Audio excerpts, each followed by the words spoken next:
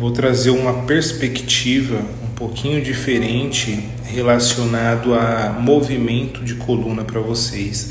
Muitas das vezes eu posto aqui no meu stories ou no meu perfil, tem bastante movimentando a coluna do paciente, dobrando, enfim, fazendo qualquer outro tipo de movimento. Muitas das vezes uma pessoa leiga pode ver aquilo e falar: nossa, ele está colocando no lugar, ele está alongando, ele está esticando, fazendo qualquer coisa do tipo.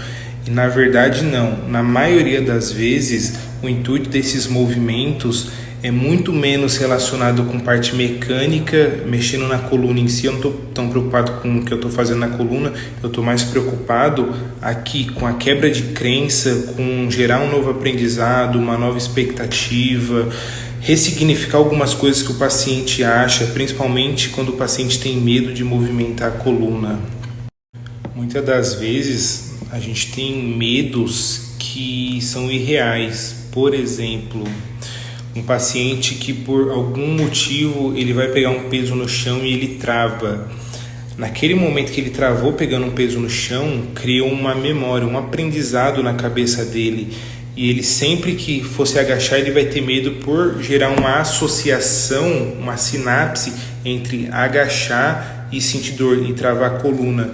E muitas das vezes o fato do paciente modificar esse comportamento pode gerar uma permanência da dor dele. Então é comum a gente pegar um paciente com 3, 4, 5 anos de dor e não ter nada estrutural para justificar a dor dele, mas quando a gente vai buscar na história dele, a gente encontra que ele travou a coluna fazendo um movimento, ele tem medo, enfim, vários problemas relacionados àquele movimento, e a gente precisa gerar um novo aprendizado. Do mesmo jeito que ele aprendeu a não fazer aquele movimento por associar com dor, por não fazer aquele movimento por associar com dor, a gente precisa criar uma nova memória no cérebro, fazer com que ele tenha uma nova interpretação e ele perceba que aquele movimento de se agachar não está necessariamente atrelado a travar a coluna. Então a gente faz um processo de exposição gradual, a gente começa a expor esse paciente àquele gesto temido, e existe alguns movimentos que a gente faz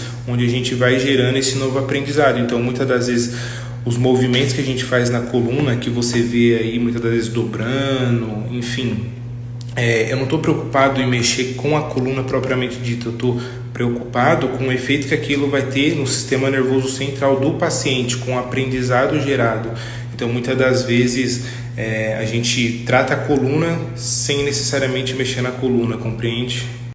Hoje em dia, graças à minha especialidade, aos meus resultados, eu tenho pegado muito casos complexos como esse, onde o paciente já diz ter tentado de tudo, onde o ter tentado de tudo dele foi apenas profissionais que estão visando a mecânica, mexer na coluna, estralar a coluna, massagear a coluna, soltar músculo, e esquecem do contexto todo. Hoje a gente sabe que a dor se não tem uma abordagem biopsicossocial, né, crença, comportamento, significado que a dor tem para o paciente não vai melhorar da dor. Então, se o profissional ficar focado apenas ali na parte mecânica da coluna, no bio, e esquece do psique e do social, o tratamento vai ser falho. E quando a gente faz uma abordagem ampla, com um profissional, com um tratamento especializado, aí a gente consegue ter um resultado mais definitivo, né? Então, você vê no meu perfil o paciente que sofreu de dor há 3, 4, 5 anos, justamente por conta dessa